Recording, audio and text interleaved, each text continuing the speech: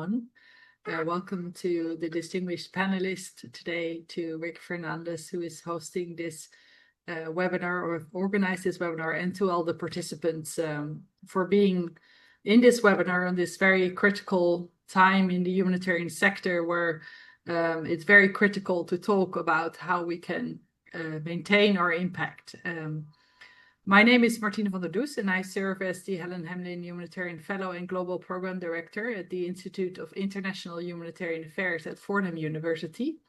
I am joined by my colleague and Executive Director of the Institute, Brendan Cahill, and the Helen Hamlin Senior Fellow and Graduate Program Director, Ruth Mkwane. There are a couple of other colleagues as well online at the moment, so welcome to them. You will hear from Ruth at the end of this session. As I mentioned, we are a very critical time in the humanitarian sector. We have seen at the beginning of the year that the number of people around the world who are in need of humanitarian assistance is increasing, and we can only imagine that with what's happening now around the world, the unrest in the Middle East, that this number will only increase. And therefore, we see the need of the Institute at the Institute of International Humanitarian Affairs for educating more humanitarians and making sure that we have qualified people around the world who can serve in the humanitarian sector and serve for the people in need. So the Institute prepares students to face these challenges there are in the world at the moment and respond to humanitarian crisis. And we have several programs for that at the Institute. The Institute was created more than 20 years ago. It's located at Rose Hill campus in New York, Fordham University is.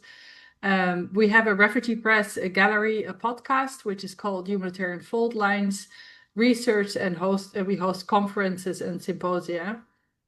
We have academic programs, both graduate and undergraduate, minor and major programs. We have the International Diploma in Humanitarian Assistance, which is a 4-week intensive program we run 2 times a year in local areas.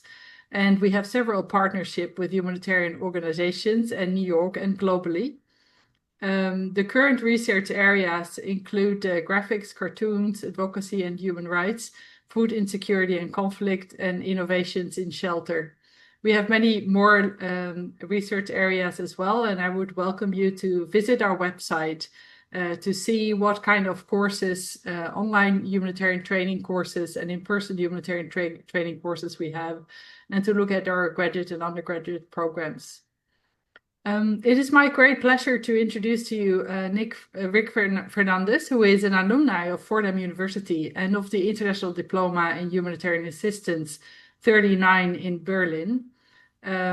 Rick has served as a planner with the New York City Emergency Management, as a program manager with IBM Service Corps, and in South Sudan with Nonviolent Peace Force. I will hand over to Rick to introduce the panelists as well. And I wish you a good webinar. Thank you. Great.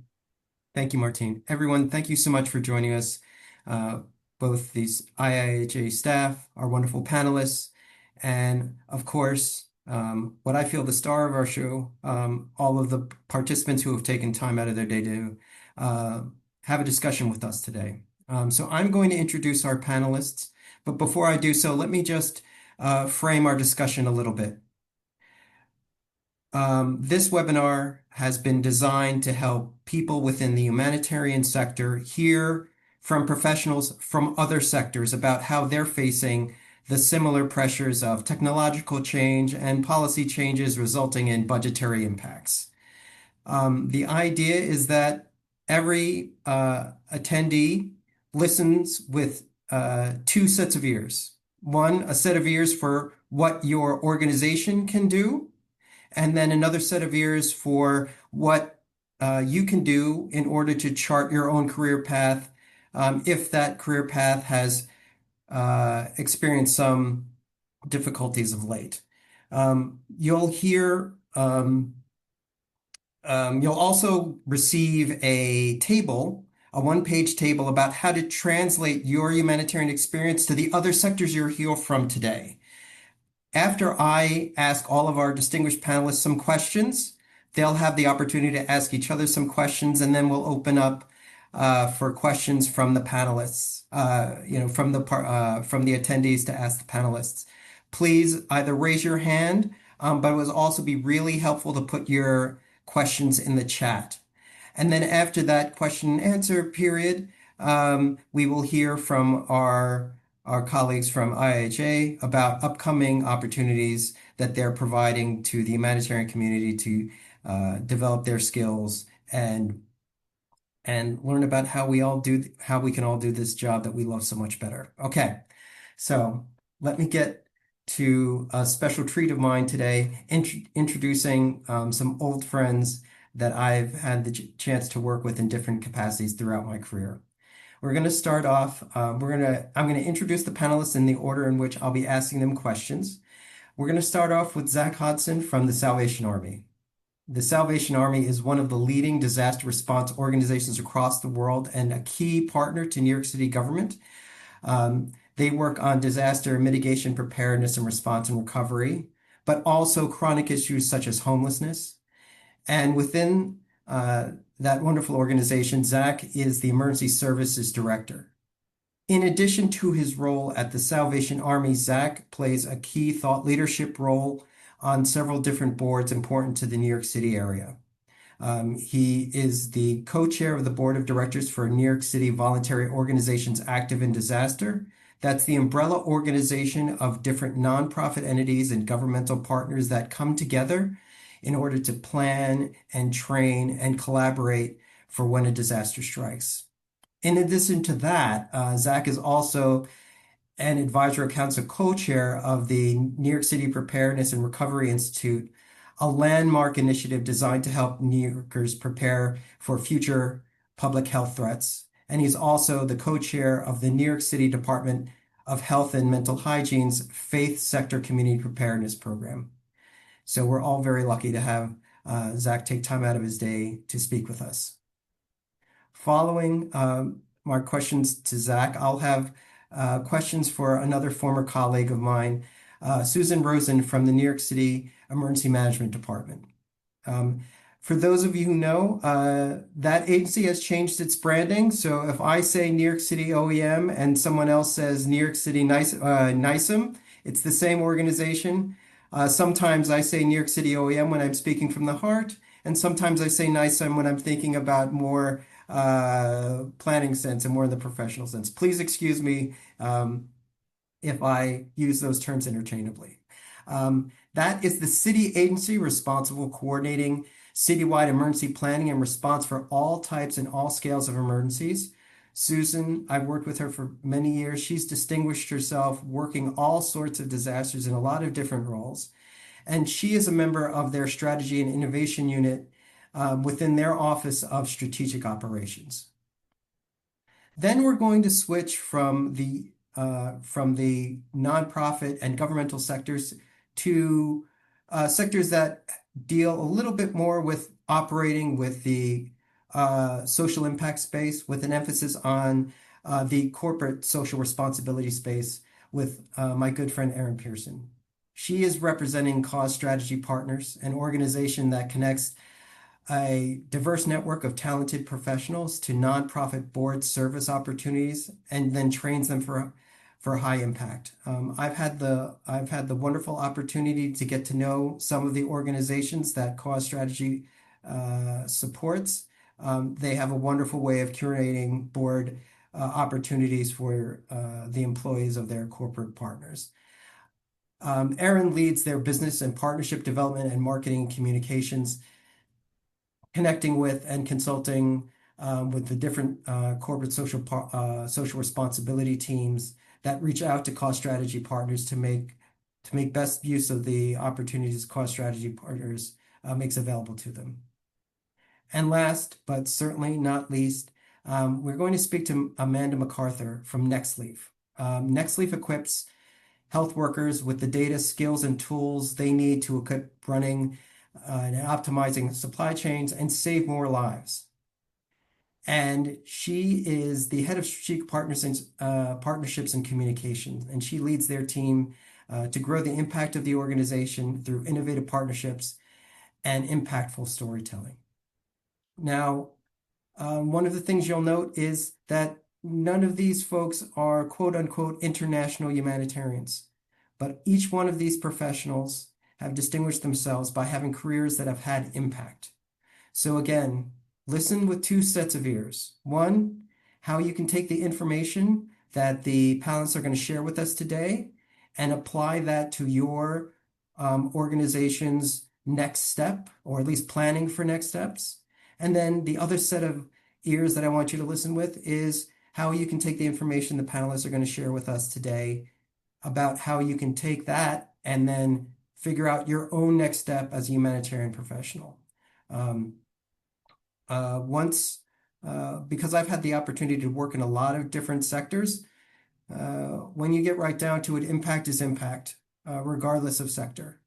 And we know that if development targets aren't met, resilience is going to go down, and there's going to be need for humanitarians to do their work. And we also know from the Triple Nexus and other policy recommendations that if humanitarians don't work with people in development and peace building, things aren't people aren't going to have the opportunity to get put back on the path that they were charting for themselves prior to crisis. So we're all in this together, and we can all learn from each other. And so with that, I'm going to start asking some questions. And again, we'll start off with Zach. So Zach, thank you for joining us. We're going to start right off with how the communities that you're in contact with are adapting to the changes that we're facing today. So how is the New York City VOAD community adapting to the recent policy changes in U.S. emergency management? Obviously, the nonprofit sector plays a vital role in every response, every recovery operation, and organizations such as yours are in communities that will be affected by crisis long before the crisis hits, intimately involved with responding to crisis once they occur, and then you're there long after. So Zach, please. Yes. Well, thanks, Rick, for having me on. Always good to see you. I start with the sector is adaptation in some ways. As I think of the last 5, 6 years for me, I was in the Bahamas for Hurricane Dorian and then Indonesia to assess projects around an earthquake, and came home and COVID happened, and went to Romania to support Ukrainian refugees, and came home and buses started arriving in New York City with new immigrants from southern border states, and Hurricane Ida hit in the middle of that. So I'm not saying that to give you my resume. It's an example of required adaptation in the field. And I don't say that to minimize the particular crisis, I would call it, that we're in now, and required adaptation to it. But I just think that it's built into the field. It's a necessary skill. You move from crisis to crisis, or as I've heard said in recent meetings, that we're in the midst of poly-crisis is the word that's being used, right?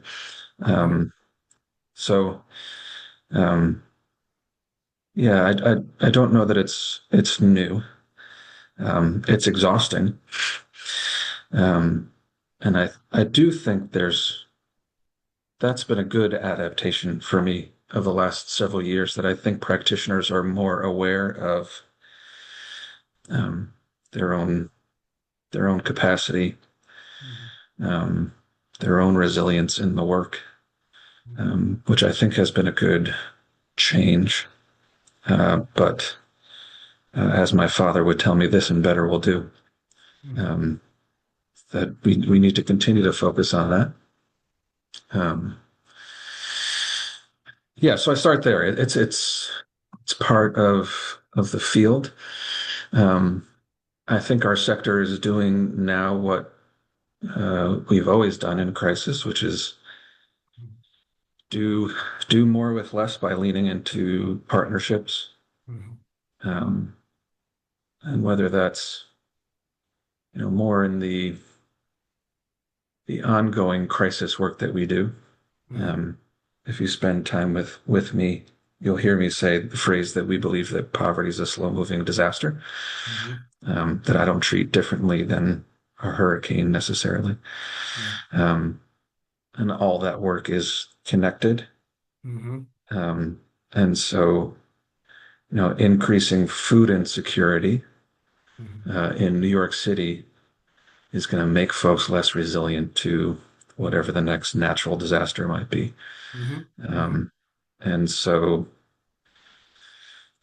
you know, fears of cuts to SNAP, which Mhm. provide which provides 9 times the food in this country than the system of food banks and food pantries and meal Mhm. programs Mhm. around the United States in any given year, will have a significant impact, Mhm. um, not only to a particular crisis, an Mhm. urgent, acute crisis, but also to the resilience of the Right. communities we're hoping to help. Right. Right. Um, but all of that, I think the adaptations are known. It's moving into partnership. Mhm. Um, I was in a meeting earlier today where talking about a partnership we have with a legal aid group in New York City that's helping our friends who live on the street now, Mhm. um, find stable housing, Mhm. um, find stability in any number of ways. Mhm. But that partnership is required now Mhm. more than ever. Um, as one example that from my morning, Okay. there's many. Um, But yeah, so I start with it's just simply part of the work Mhm. to be adaptable. Mhm. Um, it's required. Um, but yeah, we're doing the things that we always do, the partnerships that lean into the partnerships that we always have to lean into, whether that's within our sector or others. You mentioned the work with PRI. That's Mhm. a that's a place where we're leaning into cross-sector partnerships, Mhm. where I sit at the table with folks from NISM, Mhm. OEM in your language, um, or the emergency manager from Verizon, or the folks from the Mailman School Right. of Public Health at Columbia. Different sectors working together to try and create strategies for resilience. Um, yeah, so I lean into that. I lean into the partnerships, Right. and I lean into the skills of adaptation learned over time in the Mhm. sector. Mhm.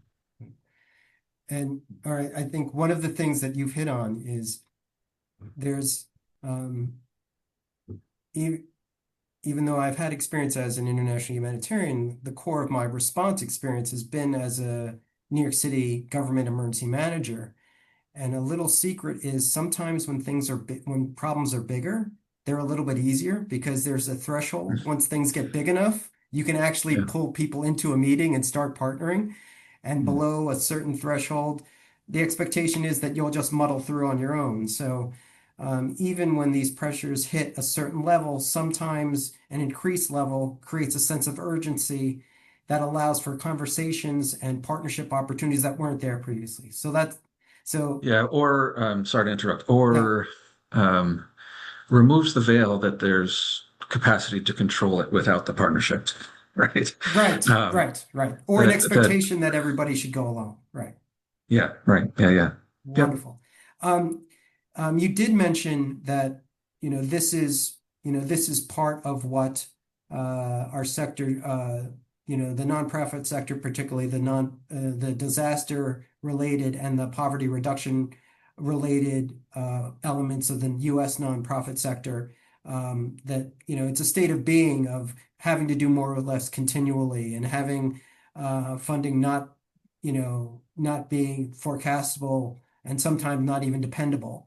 Um, yeah. in those instances, other sectors have looked at technology, and I was wondering, are there any technological resources that have uh, allowed you to adapt to resource constraints that, or at least made things easier that you found, you mentioned partnering. Are there different platforms or different tools, or how is the VOAD community using those tools, using the tools that are out there, um, in order to be a little bit more efficient and have a little bit more impact, even though resources remain the same or are being reduced? Yeah, I think in some ways we're probably applying similar tools than other sectors. Um, that application might look different in our work, but I don't know that I have a new shining tool that the nonprofit sector is using. Um, I would say, certainly I'm in more conversations about the application of AI to our work. Hmm. Um, I don't know that we've fully figured that out yet. I don't know that anybody's really fully figured that out Right. uh, yet. It certainly can reduce the administrative burden, I Hmm. think, Hmm. of some of our work. Hmm. Um, I'm still at a place where it's a little bit of shame to admit it, but I've used the tool to spit out the proposal language or the Hmm. the MOU or the agreement Hmm. draft. Hmm. And that stuff certainly reduces some of the sort of bureaucratic Hmm. administrative burden Hmm. of our work. If that answers your question. Yeah, I think it does, right? And Yeah. and also, panelists and participants alike. Amanda, later on in our discussion, she'll be speaking to some of those topics. Um, all right, Zach, you started, our part of the discussion mentioning that you were going back and forth between what can be called home games and away games internationally. Yeah. In the international humanitarian space, there is a lot of talk about localization, building Mm. capacity of organizations that operate solely within their country of origin. You've done both. And if Mm. anything, your organization is part of the model of someone that, they're pulling local capacity Mm. in order to deploy that internationally. I think that's wonderful. Since you've worked on both sides, if there was an international humanitarian who had worked outside of their country, lots Yeah. of response experience, and then they wanted to return home, um, and work in a disaster management role in Yeah. their home country, and they needed to transition from being an international humanitarian to being a domestic emergency management professional, either primarily in your case in the nonprofit or NGO sector, but possibly in the um, government space. What advice would you give them? Um, Bring the international humanitarian principles to domestic work is where I would start in some ways. Um, it's always funny to me that we talk about international work as if the United States isn't part of an international community. Um, so, bring all those principles. Bring I'm going to paraphrase this, but sure the folks on would know the language better than I maybe, but everyone has a right to the assistance, right? For the basic conditions for a life with dignity. Bring that stuff to our space. It's needed now.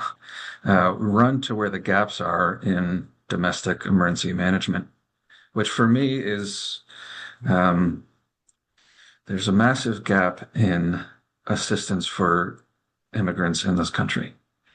Um, and in a lot of ways, internally displaced people, to use Hmm. language of international humanitarians, right? Right. Um, I mean, that's what, when buses started arriving from Texas a couple years ago, Hmm. um, tens of thousands of folks. I looked at the numbers, and that creates maybe the fourth largest refugee camp in the world. Hmm. um, or the numbers of people coming in, right? But so apply the same principles, apply the same urgency, run into those gaps in some way. You have to be aware that, um, living where you're doing the work, you can be affected by the changing policy yourself, which is, Hmm. there's no I know when I'm deploying to the Bahamas that in 6 weeks I'll be home. Right. But be aware of the impacts to yourself as you do the work. That Mhm. I have colleagues that are working through their own immigration status as they do this work domestically because of changing immigration policy here. Mhm. Um, but yeah, I would everything that's been learned through international humanitarian work, all those skills, all that knowledge is needed here Mhm. at home. Um, and maybe this is where you should be doing the work for your neighbors, Mhm. because there's need here. Right. I know it's different because I've worked in both environments, but um, yeah, there's work to be done, and you've learned things in international work that applies here. Mhm. Um, I wish that as buses were arriving and New York City was setting up a shelter system for new immigrants, Mhm. that somebody had been walking around with the Sphere Handbook. Mhm. Um, right. So Right. um, educate the domestic sector Right. in some ways as you come in, because it's all valuable. You have valuable knowledge to transfer to domestic work. Mhm. And that's something that I've heard from counterparts in other countries as well. That, this is exactly why the Romanian um, equivalent of NISM is reaching out to the Sphere organization to get training on how to adapt the Sphere standards to urban areas. Um, my my take on this is that there's a lot that North American emergency managers can learn from the international humanitarian community and vice versa. North American, and um, this is also true of the emergency managers, or they would call it disaster managers from the UK. Very, very disaster managers, emergency managers, we're very good at operationalizing things.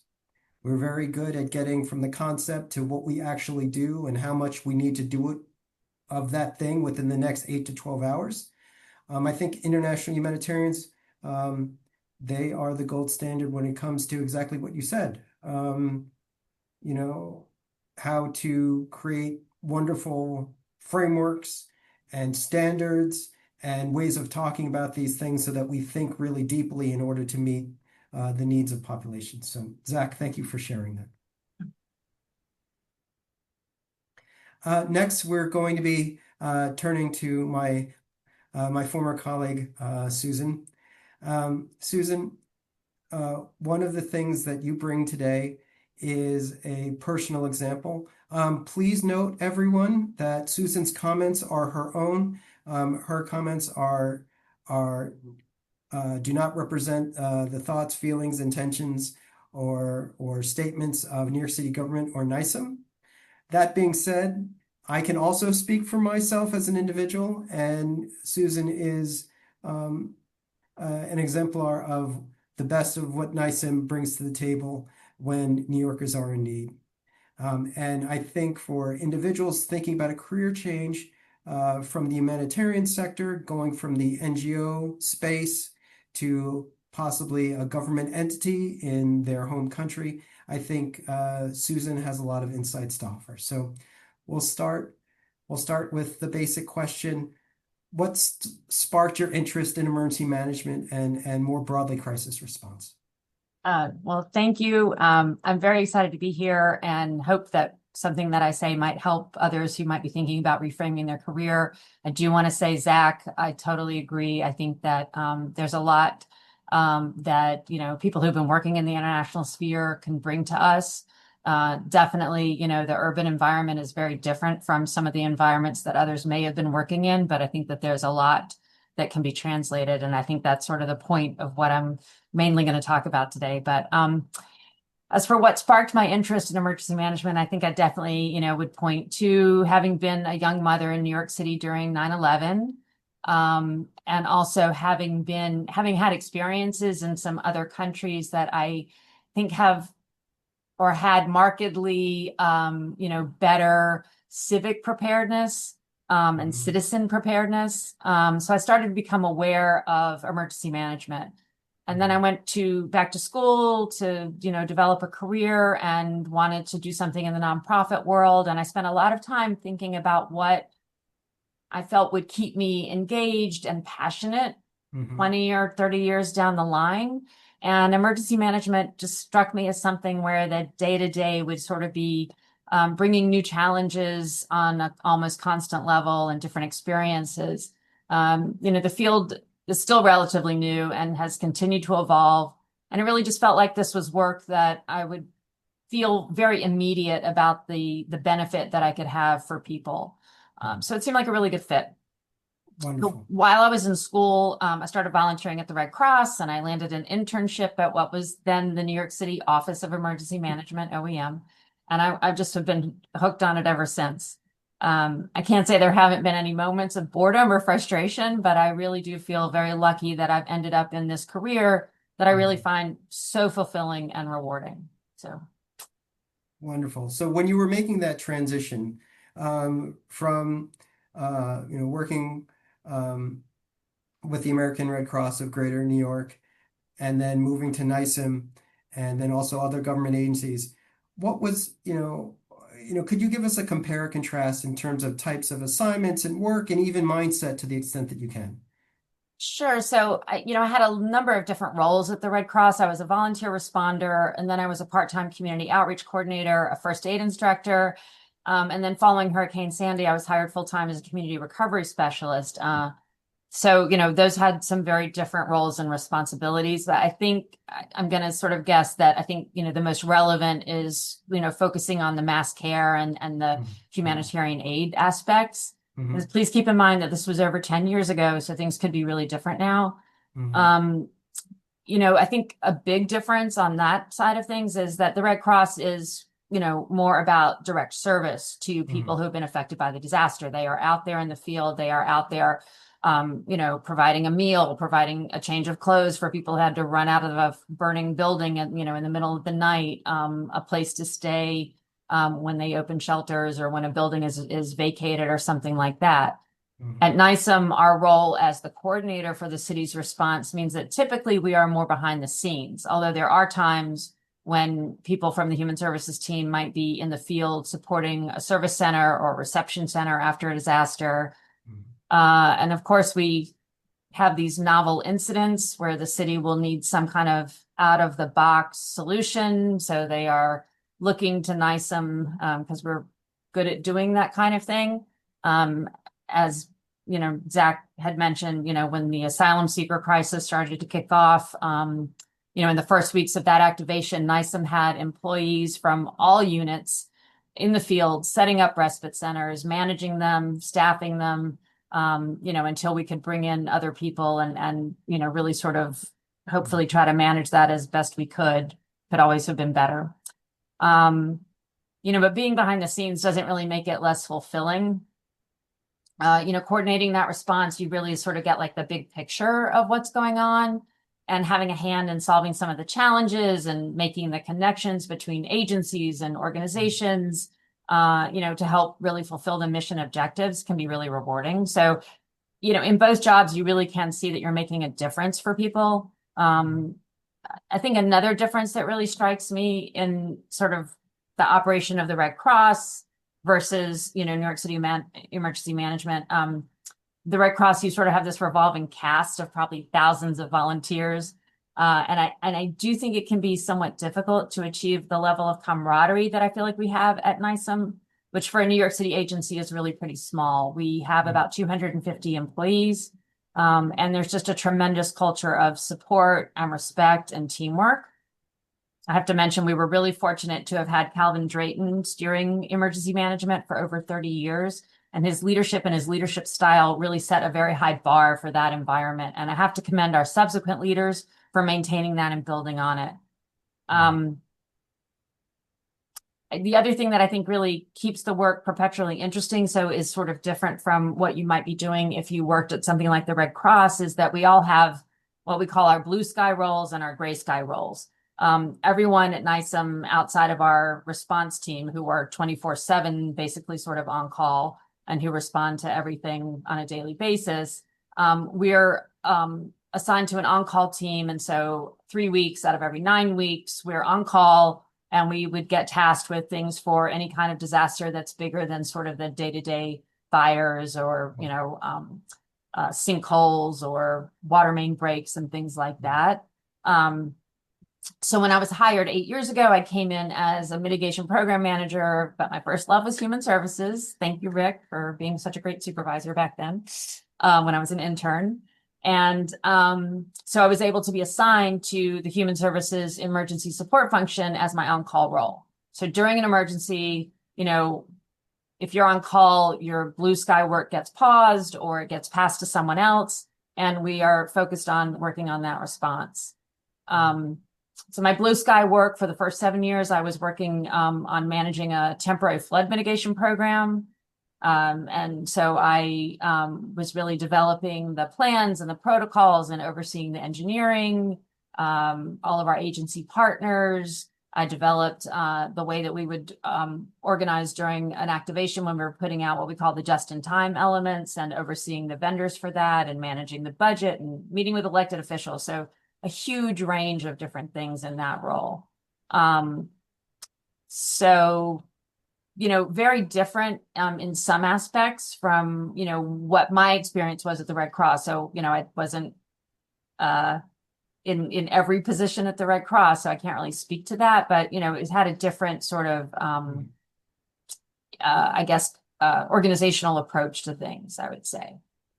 So does that Wonderful. kind of answer So humanitarians who have joined us today, very similar, right? Zach's experience and Susan's experience, very similar, right? There are more long-term roles and there are more response roles, and we need to switch off as needed. One thing, for those of you who've worked in primarily rural and camp settings, please note that lesser developed countries are urbanizing very quickly. So we all need to get very good at working in urban areas because, as Zach highlighted, if you're someone experiencing poverty, your disaster and other types of resilience is very low, almost by definition. And the largest amount of people living in poverty are in the places that are urbanizing the quickest. So getting experience at organizations such as Zach's or government agencies such as Susan's could only help prepare you for the types of humanitarian work that we're going to see in the future. Susan, we'll close with one last question with you. What 3 pieces of advice would you give to someone as they transition to working from the nonprofit sector or an NGO to working for a government agency? So I probably have 4, but I was recently asked to give a talk at NISM about various jobs I've had through my life, and what lessons I was able to draw from them into my current work. And, between paid and unpaid work, I've counted probably over 20 jobs, from waiting tables, being a ceramic artist. I count being a mother. I had a, turn as an assistant film producer, an actress, whatever. They all taught me something, and they really did put me where I am today. And I really can connect, something that I learned in almost every single one of those jobs to making me, more flexible in what I'm doing. I think that's a huge quality for someone in emergency management. You've got to be able to pivot very quickly. So just really think outside the box, look at your life, look at your experiences, whether it was paid or unpaid, and connect the dots when you look at a job description, or, when you think about, well, what can I draw on to step to my next position? The next thing I want to say is do the research, gain an understanding of the core mission of the agency or the organization. How does the particular job that you might be interested in fit into that mission? Or if there's not a particular job on that table, what are your past experiences and skills do to help fulfill that mission? I mean, even if you're applying to be the custodian, how does, what is it about that job that helps the rest of that organization achieve what it needs to do? network. I know that's really obvious, but don't be afraid to reach out and ask for, informational interviews, or, ask a question if you see a job posting and you can find, someone to reach out to and ask a relevant question that can be a connection into that organization. But I will say, like, be specific. I will admit, like, I really don't respond to sort of what, like general queries that seem like they probably pushed it out to hundreds of people. So, take the time to make it a little personal. And then also, I really strongly suggest considering internships at whatever point you are in your career, whatever age you are. How old was I? I was 12 years younger than I am now when I did my internship at New York City Emergency Management. And it was a huge, huge learning experience for me. It was real work. I'm still extremely proud of the work that I did and what I was given to do and the trust that was put into me.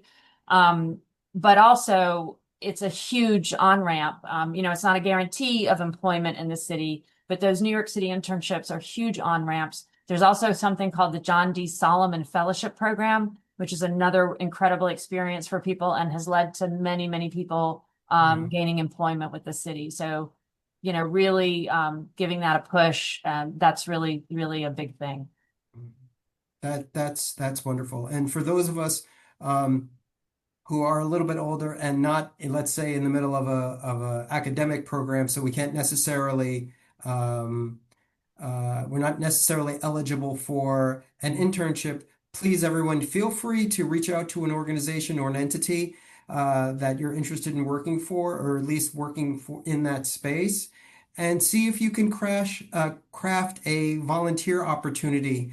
And, like Susan said, if you're specific and you approach someone with sensitivity to a need that they have, and you say, I have a specific solution for that specific need, you'd be surprised with the conversations you can have. And as humanitarians know, if you're not the right person in the field, you have what? A referral pathway, right? So as the person seeking assistance, if after having one of those useful conversations, don't be afraid to ask for, in effect, a referral pathway about who to ask next. Susan, thank you so much. My pleasure. Good luck to everybody. Next, we're going to speak to Erin, and I think it's a wonderful touch point or connection point, talking about volunteering and internships to Erin's sphere of expertise, because Cost Strategy Partners provides board service opportunities, making those connections between the employees of their corporate clients and really wonderful nonprofit organizations who are focused on impact. So, Erin, as you know, when resources get tight, government agencies and nonprofit organizations and NGO, they always have the same light bulb moment. And that light bulb moment is, why don't we ask the corporate sector for more help? Whether more talented pro bono volunteers or more people to be part of board service, or sometimes in the instance of corporate philanthropy, organizations just go and ask for more direct resources. And sometimes those folks don't follow Susan's advice of being specific about what they might offer and how what they might offer might lead to what they might receive. So I'm sure you've seen a lot of that. What are the pitfalls that you've seen when nonprofit and NGOs reach out to the corporate sector? I'm sure you've seen it done well. I'm sure you've seen it done less well. If you could please speak to that a little bit. Sure. Thanks, Rick. And I'll preface this by saying, all of the information that I'm going to be sharing today is really, based on my privilege of really being kind of like a fly on the wall and having a bird's eye view of what CSR programs look like. In my role, both in my current role at Cost Strategy Partners, but in my previous role at CECP, I've had the opportunity to talk with, hundreds of corporate social responsibility professionals, foundation leaders about, what their strategy is, what their needs are, how they approach partnerships. And I'm happy to provide some insights based on recent conversations that I've been having, just as recently as last week with corporate partners. So wanted to just set the stage a little bit because oftentimes, I think the sort of role of a CSR professional or sort of the challenges that they're facing and what their priorities are is not always as sort of well recognized or heard. But I'll start with the obvious. Corporate social responsibility professionals and corporate foundation staff are also working through a great deal of uncertainty, anxiety, just challenges right now. So, even for a historically understaffed function within the firm, these teams, or in some cases, a single individual running CSR programs for a Fortune 500 company, are planning through potential tariff and budget cuts considerations that'll affect their operating budgets and their ability to really execute on programs and make grants, pivots in how they are publicly and not so publicly adjusting their commitments to diversity, equity, and inclusion to align with the current administration's executive orders. And just shifting priorities from leadership. We're seeing a lot of upheaval and change in the way in which AI is even impacting the CSR space. I know that was mentioned before, so really kind of thinking through and this is a real re-strategizing moment. It's a restructuring and a re-strategizing moment for a lot of CSR teams right now. There's one big complication that's also coming down the pike too. In the most recent draft of the budget bill being reviewed by the House, this bill still includes a tax code revision to force corporations to give at least 1% of pre-tax profit in order to receive the tax break for those contributions. So anything below 1% will not receive any type of tax benefit for a corporation. And we know from the data, from CECP's data, that only about the top quartile of Fortune 1000 companies are at or exceeding that 1%. So I think a lot of nonprofit organizations and even corporations are feeling like this might have a bit of a dampening or quelling impact for foundation giving and investment in this space. So I'm a little worried about that one. We'll see where it goes. The bill isn't passed yet. But some of the folks that I've had a chance to talk to over the past few months, they're really sharing that they're seeing this crisis as an opportunity as well. I think there's always an opportunity to really kind of reconsider, reassess what their kind of investments in the community are. CSR is and will probably always be a cost center for a corporation. So thinking through like what is the true ROI on the work that we're doing? How are we taking our programs and services through a CSR function to not only provide a benefit for our employees in terms of leadership and skills development, how are we better connecting with the community in which our employees live and work, but also where our customers live and work. I think a lot of CSR activities are focused on that, and that comes right back down to disaster relief and humanitarian aid. And really just kind of thinking creatively and in a data-informed way about how this work can both benefit society, but also maintain a benefit to the corporation as well. So yeah, this sort of gap in funding, the challenges that are occurring, it's not going unnoticed by the corporate sector. I think a lot of the conversations I've had with foundation professionals over the past few months is just like, what can we do? We're seeing our grantees defunded, having huge holes like Swiss cheese in their budgets right now. And as a partner, how can we step up? So really, it's about sort of maintaining commitments, figuring out creative ways in which to, not only through funding, but also through in-kind, through other methods of support, to really make sure that these organizations that they have long-term invested partnerships with are not going under, and that the causes that this corporation supports and the work that is being done by partners in the community continues to thrive. That's something that I hear time and time again. The other thing that I'll mention too is there's one interesting thing in the CSR space that I've seen, and this is more of like a sea change over the past couple of years, but as due to climate change, sort of environmental disasters, the frequency of which sort of increase both in the United States and abroad, but also, geopolitical factors, responses to various conflicts. corporations feeling the need to really support or at least provide some type of aid if they, operate in that space or if their employees really care about that cause. I feel like I'm seeing a space where this is moving from a sort of emergency response plan or an incident-based response to more of a formalized function within the firm. There are, oftentimes a response to a hurricane internally is the CSR team being like, oh gosh, what do we do? Put everything on hold, address this for the next 2 weeks. And then my partners go no contact. And I'm like, that's fine. That's fine. You do what you need to do. But I'm seeing this a more internal formalization because it is an expected thing. There will be disasters. There will be threats to, our operations as a company. And what can we do to get out ahead of that? How can we resource for it? How can we really think creatively and proactively about how this what is inevitable. That so many uh, so many uh, so many points of connection there.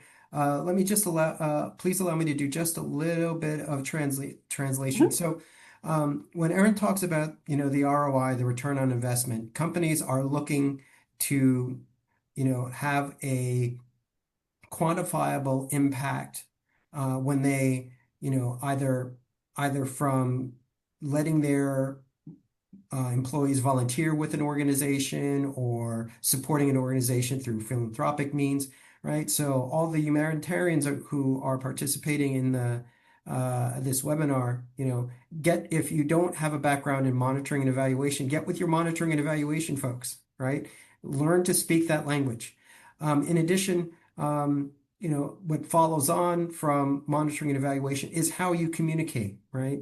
I'm sure most of us have listened to those TED and other talks. Data is part of your message, but it's not your whole message. It's how you integrate your data into a story that's compelling, right? And in the humanitarian space, at Nonviolent Peace Force, we call them the program development folks, the people that put proposals together. So regardless of your function, whether it's a more headquarters function or more field function, really spend the time to speak the language of monitoring and evaluation so that you can speak the language of return on investment that our corporate partners want to hear, and get with the program proposal folks so that you can turn data into narratives again, so you have an easier time of communicating with potential corporate partners.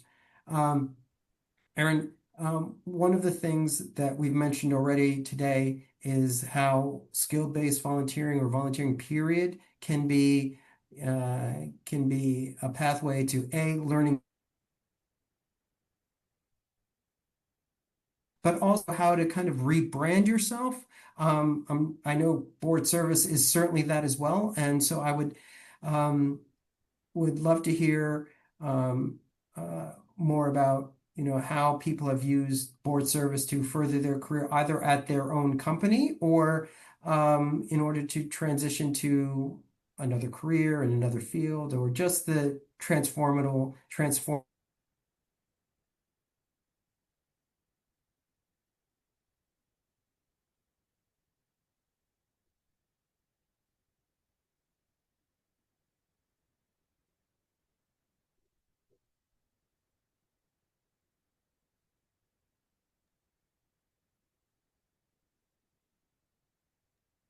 Rick, you seem to be frozen. If you maybe want to turn off your camera, maybe.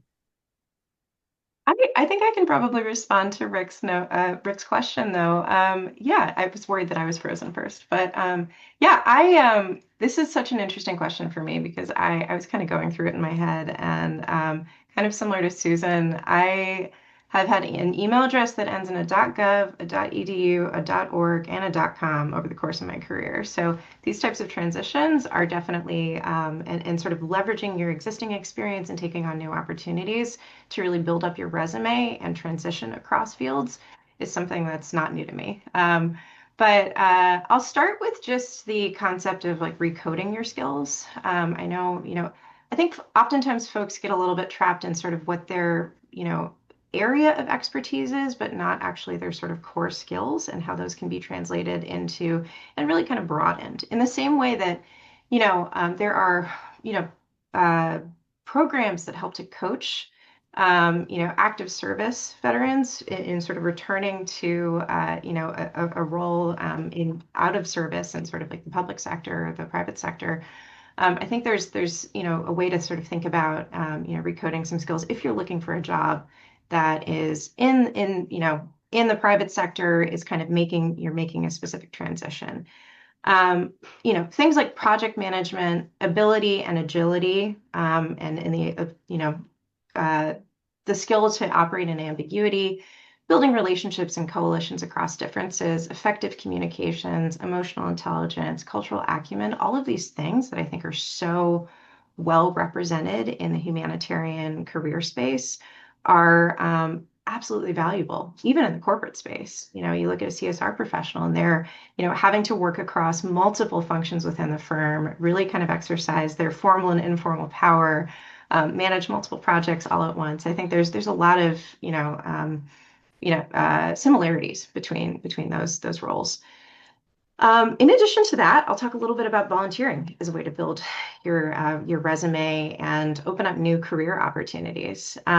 I think skills-based volunteering is a really fantastic avenue to not only utilize your existing skills in new ways and new contexts with organizations whose causes you might care about or even just want to explore, ways in which to actually like extend and test new skills by taking on some lower risk opportunities and adding some great stuff to your resume. But I think it's also a really powerful networking opportunity when you start to get out there. Similar to the internships that Susan talked about, really kind of like building new community within new organizations, asking for referrals like, hey, I'm passionate about this, or do you know if there's another way for me to get connected within this group. Once you're a known quantity within a space, it's a lot easier to then apply to that job when it comes up, or sort of see if there's ways in which to continue to build opportunity. And then ultimately, I'll talk about board service because that's what I'm all about. But I think joining a board, if you have the capacity and the interest and you've found the right organization, is a phenomenal way to build your career in your sort of service career in tandem with your professional career. It is a leadership development powerhouse. It is a way in which to quickly learn new skills in a new operating context, really kind of working across various communities, groups, identities in a way that is absolutely testing you at every single juncture. I oftentimes think of it as a part-time job, most of my board service, but it's one that I truly enjoy. And it's a great way to just demonstrate your commitment to the work that you care about. I think beyond that, I know there are a number of nonprofits that are joining us today. I'm just going to do a little plug for Board Lead. Cause Strategy Partners offers a program called Board Lead, which connects corporate professionals to nonprofit boards. We offer this for nonprofits. It's application-based, but it is free of charge. So we are always looking for, particularly in the social services, humanitarian, disaster relief space, these are popular cause areas with corporate leaders, and they're always looking for we're always looking for new organizations to welcome into the fold. Wonderful. So I think we're all hearing that there are points of connection between all of these people who have focused their careers on impact. One plug for, again, for the Board Lead program. It would be wonderful if the New York City VOAD member organizations applied. I think they would get a lot out of it, and I think that would on the other side, I think that would allow potential board candidates to really see what it's like to manage crisis in an urban area, and that will help them, understand what it's like to manage crisis across a whole variety of markets. Again, the ROI. Okay, Erin, thank you so much. Now, last but certainly not least, my good friend Amanda.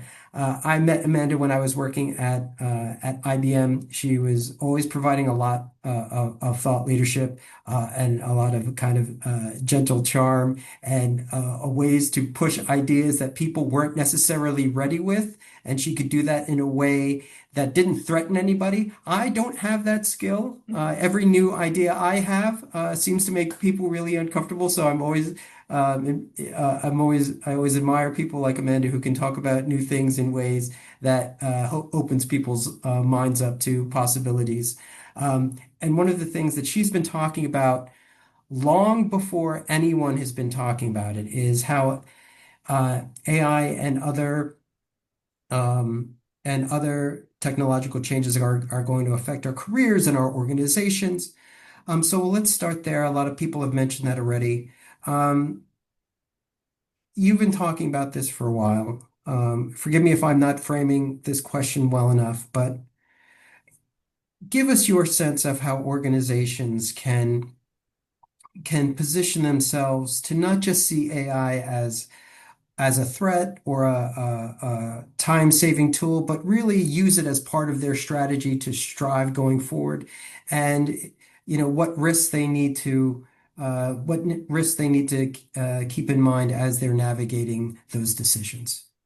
Yeah, absolutely. Thanks so much, Rick. I wish I could say that I was quite as prescient on AI as your introduction said. I used to talk about the robots coming a lot, and really needed to build your soft skills and those talents as a way to kind of continue to provide value, even as that happens. Which folks who work in the humanitarian space should be, well suited for a lot of those things. Mhm. I think AI is here. It is not going anywhere. It is only growing. The transformation over just the past 6 months is dramatic. And it's very hard to keep up with kind of how the tools that are coming out and how it can and should be used for your organization. So, I guess my big advice is don't be afraid of it. Really think about how it can be a force multiplier for you as opposed to a potential a challenge, right? So, yeah, of course, there's helping write proposals. There's, I just was writing intro emails this morning using, ChatGPT, and it, saves a huge amount of time, which, in our resource constrained time is critical. If you don't have the resources to have the same number of people that you had before, or if you have to do a lot more to bring in the same amount of resources, then obviously something like that is going to be huge. So my advice is really to, explore the tools that are out there, play with them. Like, the chances of you actually like really breaking something are very low.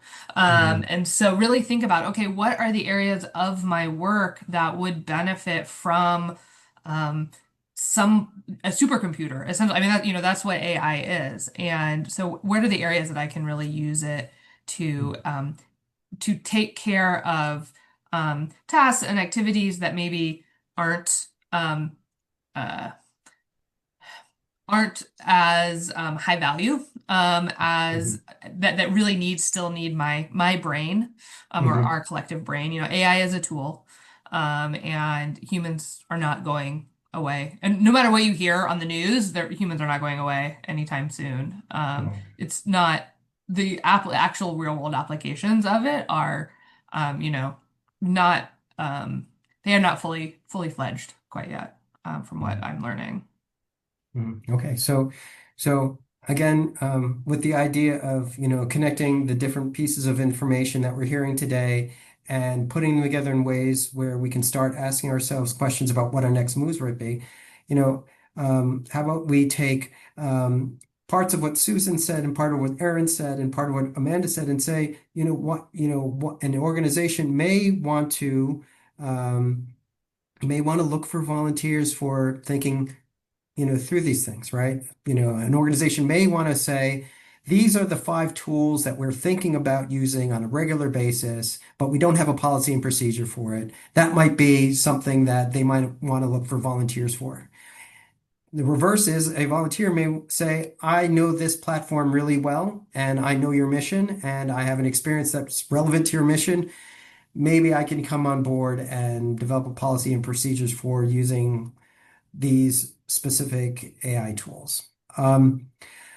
one thing that this is one of the things that I remember you talking about, Amanda, very early on is, and forgive me if I'm not using the right term, but making sure, you know, our own individual careers would use these tools and not be hindered by them. So I don't want to use the term future proof because that's overused, but what are the ways that individuals can prepare individuals who are in the development space and by extension the humanitarian space can use these tools in order to enhance their career longevity as opposed to um, having these tools be something that we're fearful of. Yeah, well, I mean, I think, there are entire careers that are just being imagined right now that will like evolve around AI. So, your ability to be a good AI querier, a good AI user, like really building those skills, and that's Mm, just practice, right? I mean, obviously you can take a course or you can there's best practices, but just really figuring out how you can, and that's mostly in like an LLM, right? So like a chat mm, GPT or something like that. But like the ability of the tool to be useful is only as good as you are, right? You are essentially a skilled, a skilled tradesperson with mm, regards to interacting with the AI. So really thinking about, how can I build my skills to use the AI, I think is really mm, important. I think, when you're looking at potential transitions and things like that, AI is a massive, incredible tool because um, you can say, hey, here's this job description, here's what I've done, rewrite what I've done to speak to that in a way that like would take you a ton of time. And it's just I think is really helpful in giving almost a third party perspective. I think you always mm, have to obviously, AI is known for some hallucinations, right? But mm, we're all smart people, and so you just have to, you have to copy edit it, mm, copyright it as much as anything else. mm, There's increasingly there are always more and more um, aspects of Gen AI that are coming out or different tools, different formats. So RAG tools, right, which are able to read massive amounts of document and pull very specific things, mm, which I think is huge if you're looking at policies or if you're looking at regulations. The ability to like interact with those sorts of tools in a smart way, mm, that's huge and that's potentially incredibly time saving and therefore cost saving. And I think as everyone knows the word of the moment is cost shaving. And so, anything you can do that demonstrates your ability to create efficiencies in the mm, system that you work in is incredibly powerful right now. mm. Okay. All right. Well, thank you so much. I want to thank our panelists again for taking their time out to speak with us today. We're going to start opening up to questions, but we're going to start that portion of our discussion today with questions between the panelists. Do any of the panelists have questions for any of the other panelists?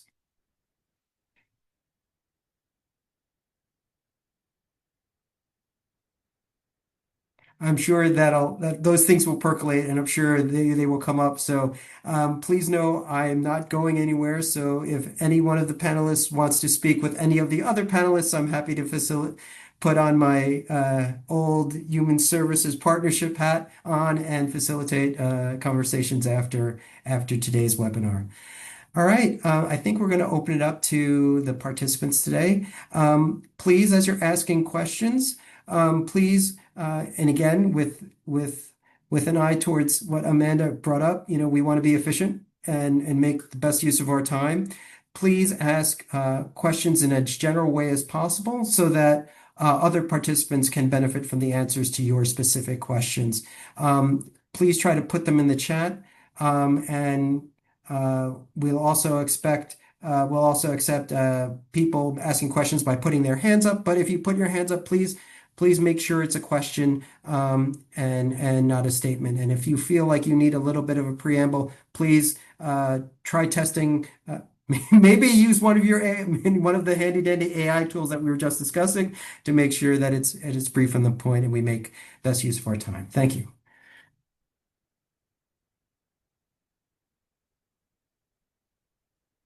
I see in the questions we have one. I guess this is open to everyone. How might someone envision partnerships with partnerships being powered and or using AI for companies? So I don't either, I guess, technology kind of being an intermediary to help foster partnerships or partnerships between one entity from one sector and an entity from another sector with technology at the core of that partnership. I'll open that up. I mean, I think, if you're looking at partnering with technology companies, what you really need to think about is how their tools, what they offer can be useful to you. That's really the direction that they're headed. If you're going to be talking to Google, you better be using Gemini and not ChatGPT as your AI tool, right? Or you better be like, I want, I have this great idea and I need to, and I need Gemini or a tool that you have in order to use it, or build it. So that's the key point, right? Is really know your client, know your customer in that case. And then I think, the other way is really this ability to translate between sectors. I think one of the challenges we have, and forgive me, I come from the cross-sector partnership space as well, so like I can follow, like I don't want to steal Aaron's show here, but we coming from different sectors, we have different languages, we have different acronyms, we kind of can have a tendency to talk across each other. And so, AI and tools like that really are useful in translating what you want to say in your language to something that speaks more directly, to your partner. And whether that is, a technology company or it's a funder, it's a multilateral, it's a Gavi, it's whomever that might be. I think that is that's a really great use case. Wonderful. And let me just say that again, part of the translation, at least for individuals, starts with you thinking about what you've done and how that might be useful to other sectors, and how you need to describe what you've done to those other sectors that you may be able to serve. And the one-page table organized by humanitarian clusters, you'll receive that in part of when you receive the follow-up email following this webinar. I think we're just about time. I want to leave time for our IIHA colleagues to talk about some wonderful educational opportunities that are coming up. Please know that if you're thinking about a transition from the humanitarian sector to another sector, your humanitarian skills, I think you've heard today, your humanitarian skills are still valid and are valid in a lot of different sectors, either if you work internationally or domestically in your home country. If you find a way to transition, as I did, from a more response role to a corporate social responsibility role. Sometimes because you're so different from the rest of the other candidates, your response experience, your field experience is the differentiator that makes you more competitive. So hopefully you'll be able to use that table to start asking those questions and start charting your course. And with that, I will leave it to one of my IIHA colleagues to talk about the opportunities that are coming up. Thank you so much, everyone.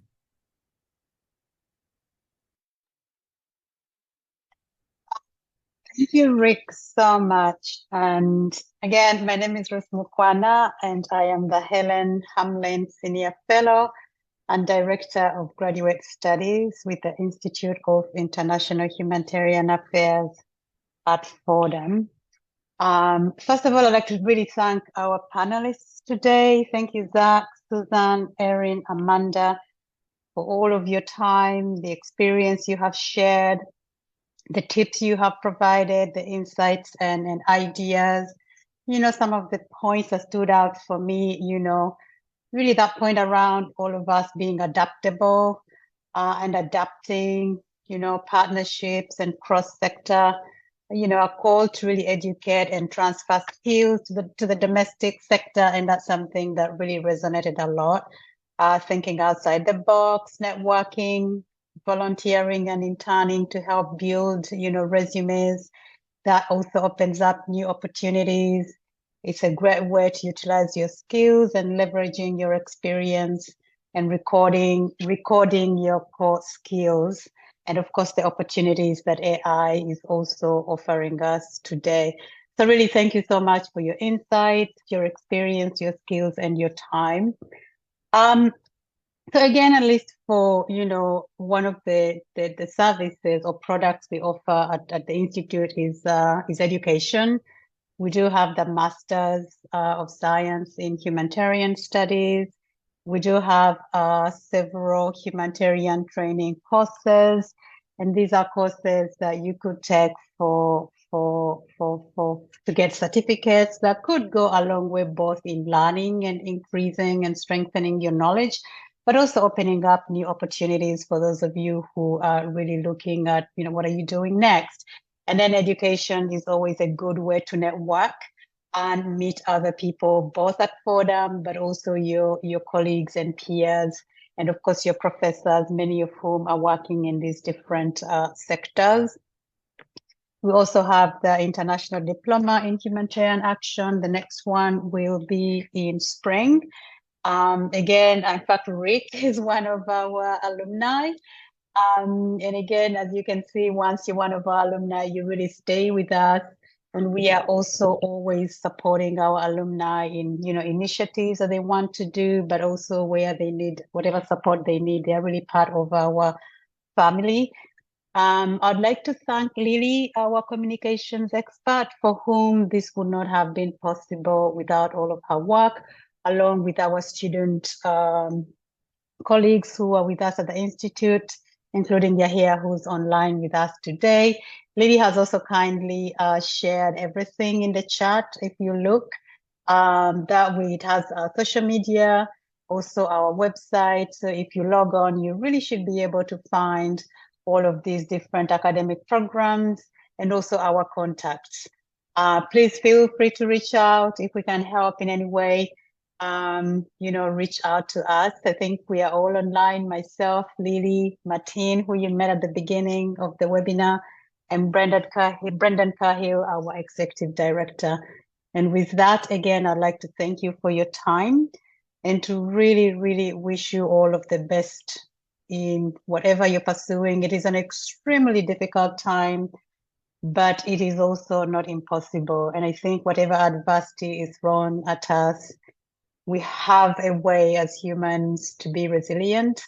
And as you can see from our panelists, people are always willing to share their time, their advice, their wisdom to help us figure out what is coming next. And again, the humanitarian, unfortunately, regardless of everything that is happening, there's still a lot of need for humanitarian work. People are still suffering. Conflict is continuing, the impacts of climate change. So there's still a lot of work for us to actually do today. With that, I'll say thank you and wish you the very best for the rest of your day. Thank you. Thanks, everyone.